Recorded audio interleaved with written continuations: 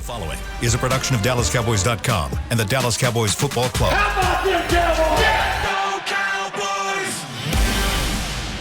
This is Talkin Cowboys.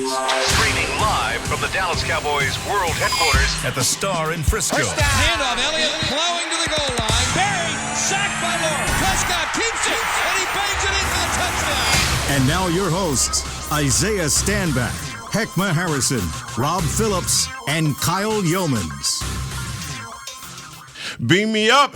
Well, look who they lit kicking the door today for Talkin Cowboys, presented by Tostitos, helping fans get in on the game. They changed it up on us, man, the official chip and dip. And they changed it. Like that?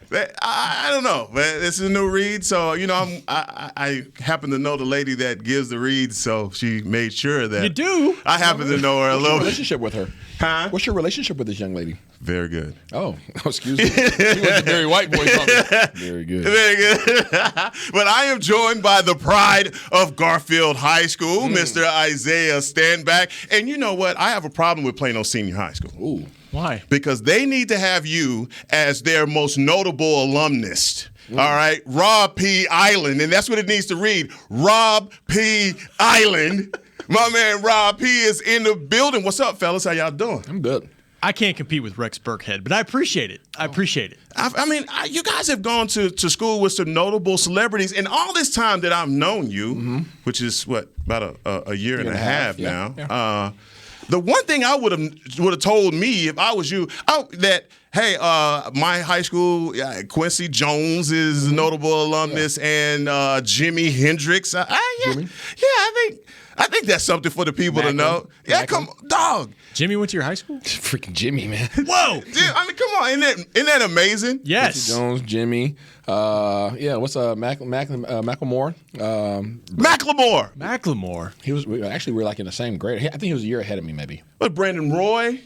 I mean, come on, man. These guys got some celebrities that went to his school. Nate They Robinson? had a hell of a Me, Nate club. Robinson, myself, Nate Robinson, and Aaron Brooks. He used to be the point guard for Houston Rockets.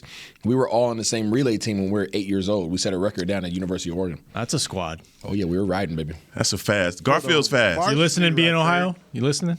Yeah, he doesn't want those problems. Danny? I've been fast since I came out the womb.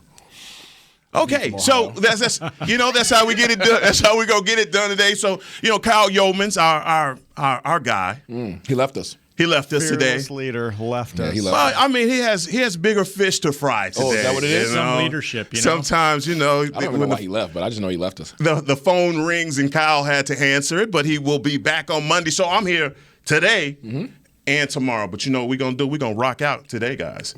So I'm gonna finish that line. Don't finish that. I knew that was coming. So you know how my brain works. I know. Yeah. Quick. I know, and I was gonna cut you off. Thank you for cutting me off. There's a button right here. PG show. I was gonna hit the button for you, but Pete, what's in the news, Pete? We're gonna start with you. We want to know what's going on. There's been a kicking competition. You need to tell us about who our new kicker is gonna be, man. Liram Hajrullahu. Oh, I remember him.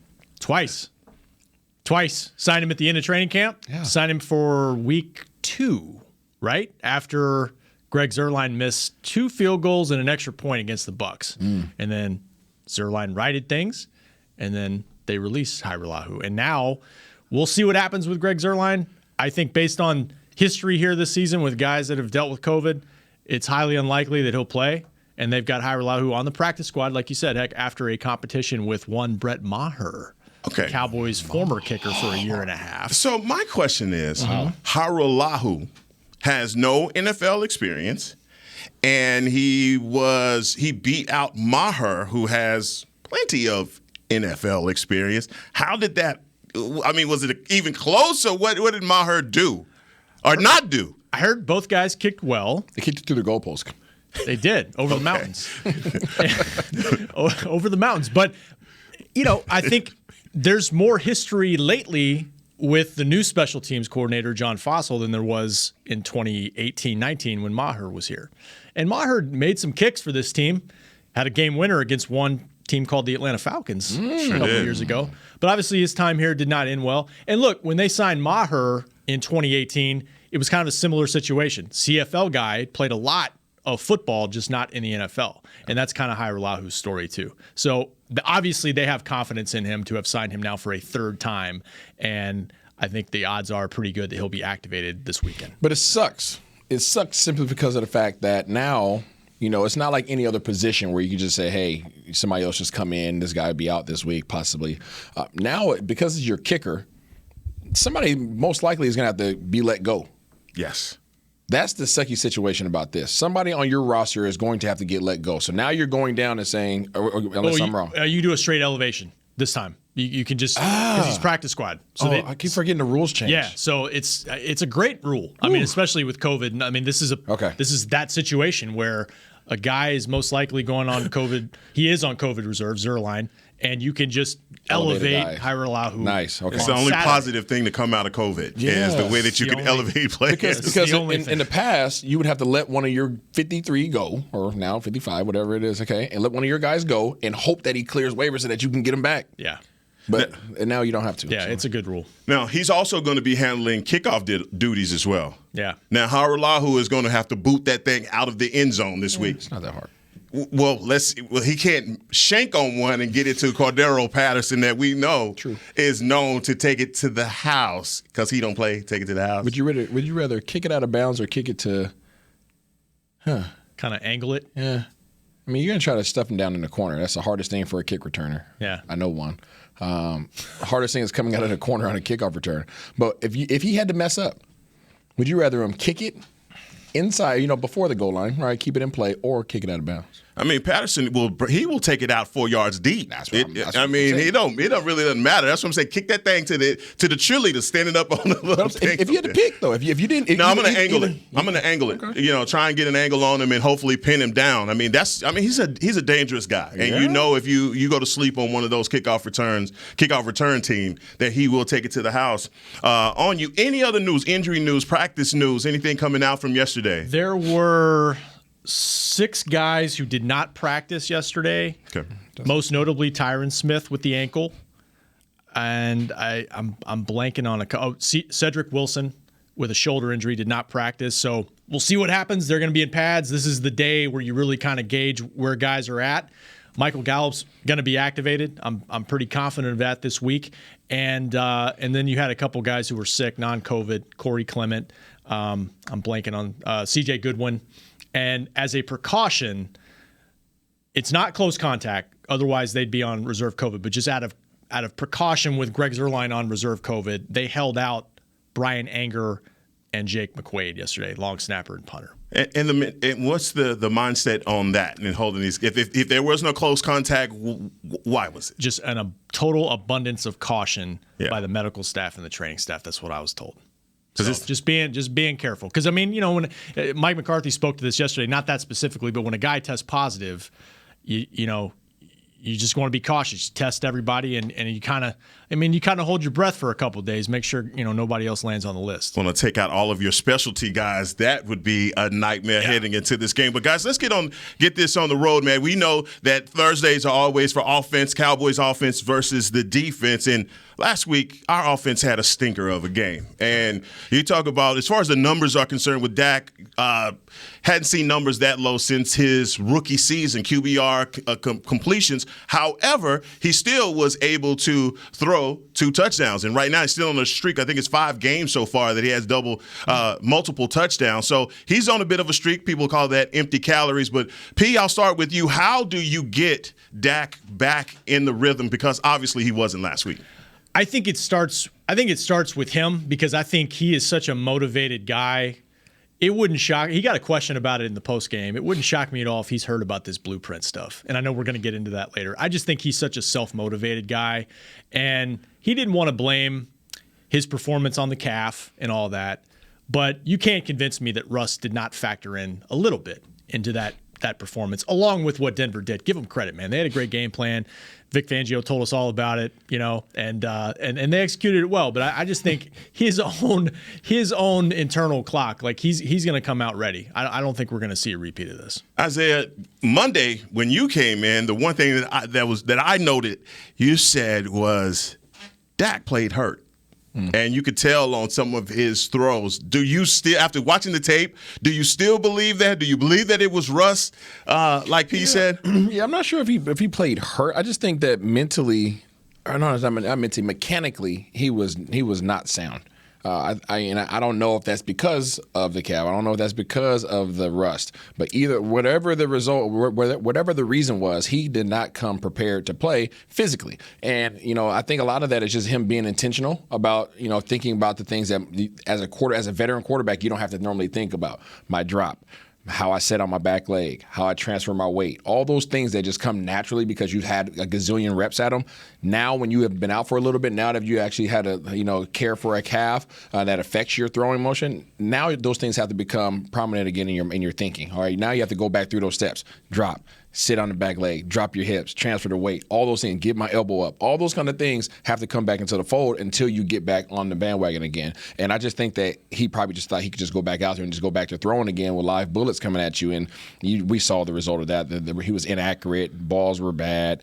Velocity wasn't there. It just wasn't a good showing. And on the same thing in terms of when receivers are trying to catch the ball, no excuse once the ball touches your hands. We know the rule. But when that velocity is off, just a little bit, when the ball location is not where you expect it to be because of how your relationship is that you have with your quarterback, those things affect you as well. Even though they hit your hands, even though they hit you in the chest, if the ball's coming out a little bit hotter, guess what? Your timing's off. All that stuff is proprioception. All that stuff is depth perception. All those things play a factor into the pass and the reception of making completions. It's a great breakdown from a former quarterback. I mean, how do you combine that? Look, true. But absolutely. And the one thing that I want to point out was the timing. You talk about the timing. That's what I thought more than anything, that the timing was off. It's the first time that I seen Dak hesitate on a throw. Not that it wasn't there. It just seemed like he was second-guessing himself. Did you see the same thing? Yeah, I did. And I think you saw that affect his delivery as well. And, again, these are all things that he can shore up. That's all stuff that he'll go back and watch the film. They can say blueprint. They can say, the D coordinator did a great job. He missed opportunities. Yeah, he did. And there was nothing that if he would have hit on those opportunities, that defensive coordinator wouldn't be sitting up here talking about how great of a job he did. The reality is we threw the ball bad, we dropped a lot of balls, and we missed touchdown throws. That's the facts. And you do have to give a little bit of credit to Denver, maybe more than a little bit, just because of the way they play. I mean, there were opportunities, like Isaiah said, but for a lot of that game, that was some tight man coverage that they ran. And guys weren't running as free as we've seen in other games where it's that whole pick your poison thing and maybe, teams playing more zone and trying not to give up the big play, and Dalton Schultz is killing you underneath. There wasn't any of that in this game. Yeah, so talking about pick your poison, and we get a little bit of our poison back this week. Talk about a guy that's been dealing with a calf injury, Michael Gallup. Michael Gallup is back on the field, and I always, I hesitate to, because Cedric Wilson plays so well in his absence. What do you think the effect of having Michael Gallup back in this offense is going to be for the Cowboys this week? Jerry said it on Tuesday, deep threat. He's probably their best deep threat on the team. And I'm kind of reminded of one of his other good skills in this last game where there was a lot of contested balls. He's a great guy just to go up and get it. I mean, he's a great contested ball catcher. So I think those two things stand out. And, CeeDee Lamb talked about it yesterday. He's like, if y'all don't know how good he is, y'all about to see. And I think fans know, but it's been a while since he's been out there. So he is a difference maker on this offense. And I know I've been missing him. And I know the Dallas Cowboys have been missing him as well. He takes a lot of pressure off of Coop. Coop's really good. He's really good. We know that. He's one of the best in the league, and he's a dog. He plays through injury. He plays through all that stuff. He has a heart of a lion, but he needs his comrade. He needs his buddy. He needs his partner, his right hip, and that's what Gallup is. As well as Wilson's been playing, as well as Noah Brown's been playing, these guys have done their job in terms of fulfilling their roles by stepping up, the next man up. They've done a great job with that, and that's why they're on this roster. However, they're not Gallup. And Gallup provides you not only your deep threat, okay, but guess what happens when he's running down the field? That safety can't sit there and key on Coop now. That safety can't sit up there and have his eyes back there on Schultz in terms of what he's doing. I got to get out of there. right? I got to get going because I have to respect this dude. Not only can he run, he can catch. His one thing just to have a fast guy on your team. There's plenty of specialists that can run fast, right? This dude can run. He can catch. He can catch the short route. He can create separation. He's shifty. He's a heck of a number 2. I mean, we talked about it coming into the season. Is he a 1B, right? He's not Coop, right? But we talked about his abilities and, hey, are we going to be able to retain him going into next year? All those conversations were taking place, and then, he got injured. What have you seen from the wide receiver group in his absence that you can continue to build on? I mean, obviously, with a guy going out, and you talk about his ability to take the top off of a defense, but also you saw Coop running those deep routes. You also saw CD running those deep routes. Are those things that you want to continue to keep in your offense? Because obviously you saw guys step up in his absence. I think more than anything, I don't think there's anything that was proven to our coaching staff that these players show them. These guys know what these guys are all capable of, all the way from Noah Brown all the way up to Coop, right? You know what these dudes are capable of. The only person we don't know is still Simi, right? And he's still around. But in terms of Gallup, what he's going to be able to bring is the ability to do everything and take all those things off those guys' plate. When those guys step on the field, now the opposing teams, the defensive coordinators know exactly that everybody out there is a threat. When before you used to just look at it and say, hey, I know Coop's a threat, I know Gallup's a threat, and Cedric, we know he'll come in and do this. Oh, when Noah Brown's in the game, he's blocking. Not the case anymore. Now, when those guys step on the field, the defensive coordinator has to say, we got to respect all these guys because they've shown it. Yeah, that's going to be interesting to see because, with Vic Fangio last week kind of pounding his chest about, being able to stay in man, I wonder, will Atlanta take the same approach coming into this game, knowing that we've got a few of our weapons back this weekend? Look, there are going to be some mismatches on that front line, and we're going to talk about it coming back after the break. But, guys, we got a lot to talk about because we may have some mismatches in this game. Coming up next, back here on Talkin Cowboys. Honey, big news. Gary, are you okay? Oh, I'm not Gary anymore. I'm Jackie Flash. What? See, I want the latest smartphone, but the best deals are only for new customers. So, to get a new customer deal, I changed my name to Jackie Flash. Okay, but the best smartphone deals at AT&T are for everyone, new and existing customers. That's huge. Then guess who's getting a deal? Is it Jackie Flash? Jackie Flash. It's not complicated. At AT&T, our best smartphone deals are for everyone. Restrictions apply. Visit att.com for details. New Dr. Pepper Zero Sugar. You deserve it. I do deserve that. You deserve decadent flavor without sugar. And a day at the beach without sand getting everywhere. And a relaxing bath that your children don't interrupt. I deserve all that? It's really just a visual metaphor for Dr. Pepper Zero Sugar. Everything you want, nothing you don't. A visual metaphor on the radio. I do deserve that. Dr. Pepper Zero Sugar. The zero you deserve is finally here. Before there was a draft, you could size up a cowboy by 3 simple factors: the crease in his hat, the bend of his brim, and his unbending attitude. A man's Stetson didn't just protect him from what life threw at him, it projected a rugged, unstoppable spirit. Stetson hats are still American-made with pride right here in Texas. They're still the unofficial crown of all self-respecting cowboys, and Stetson is proud to be on the field with America's team. Find a retailer nearest you at stetson.com/cowboys. There's nothing as unique as our eyes, which is why Essilor pioneers ways to make lenses as unique as you. Varilux for super sharp vision, Essential Blue for protection, and Crizal for freedom from glare. 3 cutting-edge solutions in a single unique lens. So whatever your needs, insist on Essilor. Visit your local Essilor experts and find the perfect lens for you. See more, do more, Essilor. Back to Talkin Cowboys. It's a great people, great play, replay. You've heard Jason Witness join the Caliber Collision team. If you want to join him to do great work with great people for great pay, apply now at jobs@calibercollision.com. And that's jobs@caliber.com. I like it. You like that? Get money. I hope people are taking advantage of that. I was expecting the... Yeah, I mean, I might have something for you tomorrow. You got something for me? Come on, man. Back on Talkin Cowboys, and we're breaking down the Dallas offense versus the Atlanta Hawks defense. Hawks. Did I say Hawks? Hawks. I said Hawks with my whole chest. I meant Falcons. It's okay. It's a bird. It's a bird, too. Hawks, Falcons, Pigeons.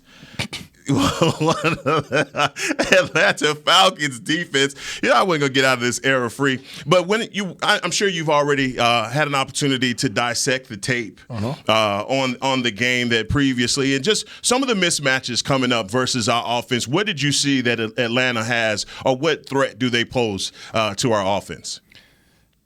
Be honest with you, I feel better. I mean, that's a bad comparison, Jesus. I feel better about this defense than I did about Denver's defense, personnel-wise. I know that's a bad comparison. Really? I know, CB. But I'm not – these guys don't present a problem personnel-wise. Now, what they do as a scheme against us, we don't know. Personnel-wise, we should handle these guys relatively well. I'll say that. They still have Jared on the D line. He's a guy that you definitely have to respect. Deion Jones, somebody that you have to respect. AJ Terrell, he's been actually pretty doggone good in terms of defending and not allowing guys to really get completions against him. But we have our freaking guys back on the outside. I mean, everybody's back except for Tyron, right? Mm-hmm. Our whole offense is there. So we'll see about Tyron this week. Didn't practice yesterday. I think they're preparing to be without him. Maybe he can get back in the next week or two, if not this week. Yeah. You were not here when I said versus the Atlanta Hawks defense. I didn't say Falcons. Wow. Wow. Well, Trae Young playing. Trae Young. But just talking about the mismatches, and one of the ones that I see, Grady Jarrett, he's 6 foot, 315 pounds, and as Kyle always says, the trash can full of dirt. He's a guy that you're probably going to see in the middle of the defense there in the A gap. What threat do you think he's going to pose against Connor Williams and obviously Tyler Biadasz? He's a problem. I mean, Isaiah mentioned Jarrett, and Deion Jones is a good linebacker, and AJ Terrell he's done a great job in coverage. Mm-hmm. And so I think those three guys you have to key on. And like you said, I mean, they've run into some guys in the interior this season that have been a problem for their young guys in the middle on the offensive line. So I think that's something to watch. But they've had problems stopping the run, and they've had problems generating pressure this season. So I'm with Isaiah. I don't think personnel-wise this is on paper as tough of a matchup as Denver was. And I don't, maybe we didn't give Denver enough credit for what they can do even schematically, even without Von Miller last week. They're a good defense, and the Falcons have had a little bit of problems there. And I think on the flip side too, if the Cowboys defense can stop the run better than they did last week, that will help too. Atlanta's not a team that runs it a lot. They don't run it with a lot of success. And that was a big problem for the Cowboys offense because they didn't get on the field that much, on top of the fact that they weren't able to sustain their own drives. So I think this team is very complementary. They need all 2-3 phases to work to be successful, and they didn't get that complementary game last Sunday. Now, Deion Jones, the linebacker, Deion Jones from LSU, I think he's a fifth-year veteran, is someone that I went just keen watching his game. I think his matchup with Ezekiel Elliott is going to be key. You talk about where they are as far as their run defense. I think he's going to be a guy that's going to be keying on him specifically. Just talk about him at the linebacker, their linebacker play versus our running game. Yeah, I mean, hopefully our offensive line works up to the second level and we don't have to worry about these guys running free. That's the thing about linebackers. If their defensive line is playing really well, then linebackers are usually going to have a relatively good game against us. So even though he's a really good player, I foresee Kellen Moore having a game plan that allows for us to get our running game going so that we can take that pressure off of Dak so he doesn't feel like he has to throw the ball 40, 50 times a game. And I think that our offensive line would do a great job of working up to Deion Jordan, really eliminating him out the game. Now, it's interesting that you bring that up as Kellen Moore and the game plan, because going into this game, or even last week, you saw how they were crowding the line of scrimmage. And I think that's so disrespectful for a NFL quarterback on Dak's level right now to see those 8-9 man boxes. But we saw it. And I thought the Cowboys were the ones being disrespectful in this game. It's just the Cowboys. I'm with you though. I think it goes both ways. But it does. Yeah. And so if Dan Pease, I believe, is the defensive coordinator for the Falcons. Obviously, a guy that's been in the league and called multiple looks. Would you anticipate he has the same look versus the Cowboys this week and dare Dak to beat him with his arm? I think so. And the reason why is because of AJ Terrell. And I think the fact that he's playing so well for them enables them to have maybe even a false sense of confidence. But I think that they'll probably try I think this would be the game where say, hey, okay, Terrell, you're balling out. Show us that you can be a number one, cornerback and take out Coop. You look at his stats. Passes against him. His first game, 3 receptions, 30 yards against him. Second game, 0 receptions against him. Third game, 1 reception for 2 yards. Next game, 2 receptions, 10 yards. Next game, 3 receptions, 14 yards. And it just continues to get better. So he's balling out this year at that position. And I think that he might give their D coordinator a false sense of hope. False sense of hope is going to be, if they come in with that false sense of hope. Yeah. Do you guys buy into the copycat league thing? Do you think they'll try it? Try it in certain spots. Yes. Not completely change. They're not going to go all out on it, but they'll definitely sprinkle it in there to see what we saw on film real. Yeah. Let's see. Oh, okay. No, they fixed that. Okay, let's move on. Let's move on. Or this is something. Okay, there we go. Hey, everybody over here, you know what I'm saying, calling the boys. So, they will. Every team is going to try. If you show a weakness, it's no different in boxing, right? In boxing, you see somebody's weak, they can't defend the jab. What are you going to do? Jab them. I'm a jab him. Okay, his defense is whack. Yeah. Right? And so it's the same thing. You find a gap or a little hole in their defense or offense, then you're going to come after them. That's where I think the pass protection has to get better. Whether if it's Terrence Steele at left tackle again, if it's no Tyron Smith, I'd be kind of surprised if they went away from that, just because Mike McCarthy, even if it's short-term continuity, he likes having continuity on the offensive line. So we'll see what they do there. But that was the X factor in Vic Fangio being able to do what he wanted to do. They got pressure with 4 guys. They didn't have to blitz. And Bucky Brooks explained it well on DallasCowboys.com in his column that it also lets you have an extra guy in the box against the run. But that was the key to them being able to do that clog and cover stuff, is because they didn't have to blitz. And so does the Falcons personnel-wise, are they able to do that the way Denver could do that, to play that type of defense? That's the question. And I think the Cowboys would probably be better prepared in terms of doing what they have to do to protect Dak in this game. That was a big problem on Sunday. Now, how important is it for our offense to come out clicking on all cylinders? Because over the last couple of weeks, obviously last week, the offense just kind of sputtered. We hadn't had, I think, from the initial drive scores, it's been a couple of games since we've been able to do that. And you've just seen us struggle, obviously, against the Vikings with Cooper Rush last week. How important is it for this offense to come out firing? Big time. I think they got to get the run game going more than they did. They only had 14 carries between Zeke and Pollard in the entire game, and they got 62 yards. They ran it okay. And Zeke was banged up in that game. He says he feels better this week. I think they got to get that balance back. That's a big part of it. But, yeah, we'll see. We'll see. Yeah, I think it's very important, and I think they will. Again, last week was a mental letdown, which led to a physical meltdown, and I think that they won't allow that this week. I'm sure they're having more walkthroughs than Jason Garrett's offseason right now. That's a lot. That's a lot. Trying to make sure that you would know. Yeah, I would know. Trying to make sure that they're dialed in, and I think they'll be more amped for this game than maybe even they were for the Buccaneers game, just because they have so much to try to disprove. You guys think they're going to lose their aggressiveness on 4th down?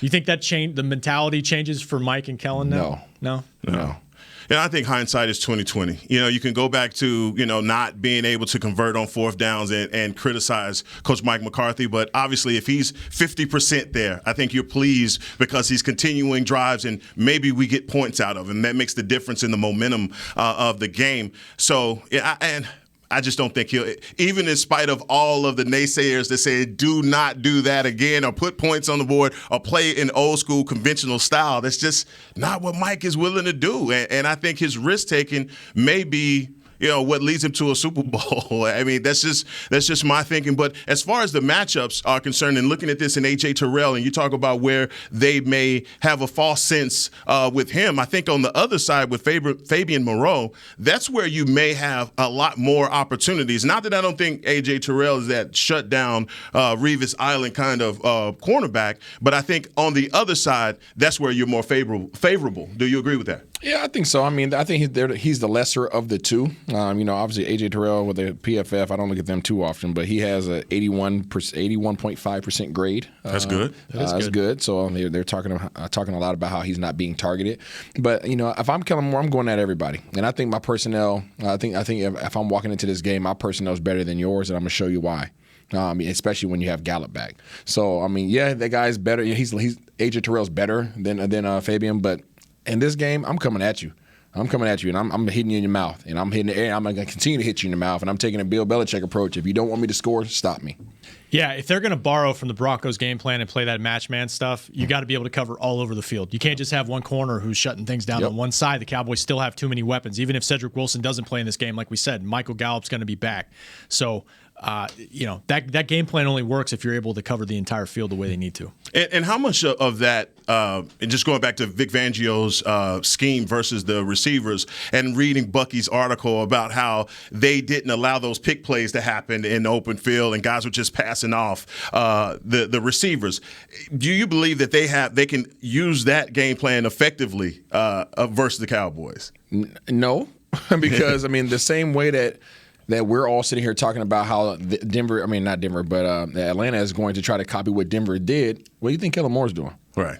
So, switching it up. Yeah, switching it up. You're still going to sprinkle those things in there, but every play, I won't say every pass play, majority of the pass plays that are called in this league have multiple coverage beaters. Multiple coverage beaters. You're not just calling it simply because you're expecting you cover one. Yeah, the majority of the routes might be schemed towards cover one, but there's still going to be something else out there just in case we face cover 4 or cover 2, right? So understand that even though those guys might have those things dialed up in terms of passing off coverages, guess what? Instead of running my guys all the way across the formation, now I'm just going to sit it down in the hole. Right, so I might not get the play out the backside, but guess what? Out the back shoot. But now my guys are going to sit down in those gaps. If you're passing things off, then there's gaps in your defense. And instead of those guys continuing to run the routes across the formation, I'm going to tell those guys as soon as you find that zone, sit down, boom, get the ball on their shoulder. And again, the ball location's everything. If I put it on your left shoulder, that means turn left. If I put it in the middle, that means you got guys on both sides of you. There's a lot of those nonverbal communication things that go on, and you're allowed to still go out there and get these yak yards and get those guys out of those zone coverages, which then puts them back in what? Man. Yeah, so you know what? The thing about last week's game was Dak couldn't find those holes in coverage because he had guys on his back like a backpack. So how do the Dallas Cowboys correct it on offensive line? Coach Philbin, Coach Kellen Moore, they got a lot to work on this week. We'll be right back here on Talkin Cowboys. Hi, I'm Clint Tillison with... And I'm Jay Novacek, and we're both with... United Ag and Turf, the official tractor provider of the Dallas Cowboys. So, if you need a tractor to bale some hay, a mower to cut some grass, or a gator to get some chores done... Get a John Deere at United Ag and Turf. And then, let's get to work. Hey, Jay, that's my line. Well, not today. Get to work with a John Deere tractor package that's just right for you and your budget. Visit UnitedAgAndTurf.com. The Cowboys way, where 16 Hall of Famers and 5 championships shows us what success looks like. Where turkey is always the second best part of Thanksgiving Day. Where we are all defined by one single thing, the star. Where we as fans know it's our job to keep the tradition going. Bank of America is proud to be the official bank of the Dallas Cowboys and to support the quest of living life the Cowboys way. Copyright 2020, Bank of America Corporation.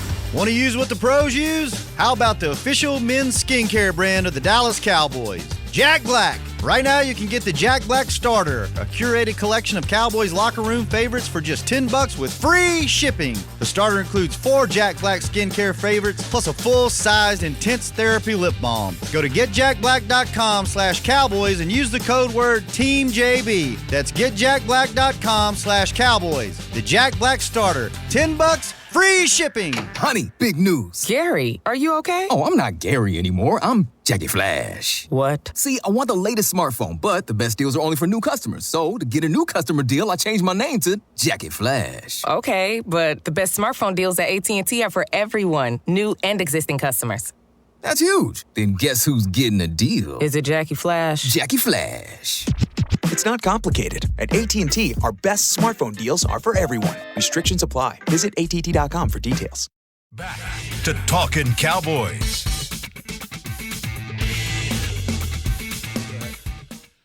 Whether you're watching from home or cheering in the stands, with Essilor lenses, you'll see every exciting play. Book an appointment at your local Essilor expert and find the perfect Essilor lens for you. See more, do more. Essilor. Back here on Talkin Cowboys, my man. Did that read change too? No. What do you mean? See more, do more, Essilor. I feel like the last line was different.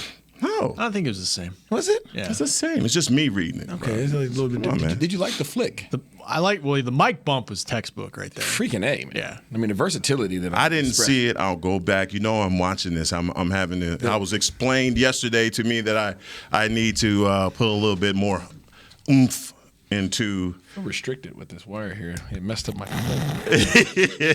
It's like a Prince mic, it came back right quick. You weren't ready for the boomerang. You weren't ready. He was not ready. So, guys, I want to talk about Terrence Steele. All right, Terrence. I want to talk about Terrence. All right, Terrence Steele last week showed that, or he said basically that it was a little bit harder than he anticipated, moving out from right side to left side. Yeah, no duh. And so how do you think that this week, as far as the approach from Coach Philbin and Kellen Moore, as far as, helping him on that side, and by doing that, will they compromise their play calling? It's a great question. I was looking up the snaps from the Broncos game, and the backup tight ends, Sean McCune in his season debut, and Jeremy Sprinkle combined for like 15 snaps. So they didn't do a lot of 12 personnel in that game. Maybe they do more. They were doing more while Gallup was out and while Blake Jarwin was healthy. Maybe an extra tight end there. Maybe it's more of a Zeke role where he's got to help in pass protection and chip. But maybe they got to help him a little bit more in this game, assuming he's starting at one tackle side against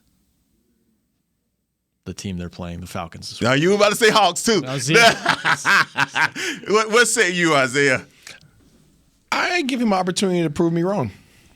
I give him an opportunity to prove me wrong. Just put him on an island. Put him on an island. P Island? Put him on an island. Yeah, P Island. Put him out there. I mean, it was technique, right? It was technique. And, yeah, it was harder than you expected it to be.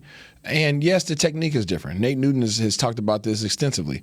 You could see him wanting to shoot his right hand but having to shoot his left hand, and it just not working for him. I mean, it takes one swipe. Imagine you're setting to your left side, you're kicking off your right leg, setting on your left leg, and you want to strike with your right. Yeah. Right? You want to strike with your right because then you can force him out and you can replace with your left. But he was shooting with his left, which is naturally your first hand on the other side, and all it takes is one guy to do what? Hit that wrist. He hits that left wrist, and all of a sudden your shoulder turns, and now they have the edge. So just mechanically, he was off because it was natural. It had became natural for him on that side. So now I almost guarantee you Coach Philbin is wearing his butt out this week, including today with all pass, and he's going to just drill the crap out of that and just reinstilling him, hey, shoot this hand, and just, again, go back to the foundation on the mechanics and make sure that he's doing things the right way. I don't think that his feet were in a bad place. I think his hands were in a bad place in this most recent game. That's a problem on the left side. Absolutely it is. And somebody told me it's like driving in Europe or something where you're driving all of a sudden you're on the left-hand side of the road, and it's muscle memory that's with your feet and your hands. Yeah, but for him, and you go through the roster for the Falcons, and Dante Fowler Jr. is on injured reserve. And so when you look at their other guys, and Ogundeji is probably, I would say, their best pass rusher if they have one. Do you worry? I mean, last week we weren't worried about their pass rushers, but, hey, they came in, they got a couple sacks. Is there anything that you saw on film that says, hey, this is something that we need to get Terrence Steele some help on? No, there's nothing that I saw on film. I mean, these guys do get pressure. They do get pressure. Yeah, they do. Yeah, they do a good job with that. But, again, I'm going to trust them. And I'm going to trust our coaching staff. Coach Philbin is one of the league's best. We've seen that all through last year, that he does a great job of getting guys prepared. And I don't see this being any different. I have full confidence that Steele's going to do a good job. Now, if they start obviously scheming that side in terms of blitz, okay, then now you would support him just like you would support anybody else on that side. But in terms of, do you need help over there handling that one guy? Are you okay? No. Take care of your business. Yeah, and I think people want to harken back to 2018 in Atlanta with Chaz Green. That was horrible. Well, the Cowboys did not adjust in that game. They did not say, hey, look, we got to give Chaz some help. And I think the Cowboys will adjust if they have to in this game. But I go back to the run game.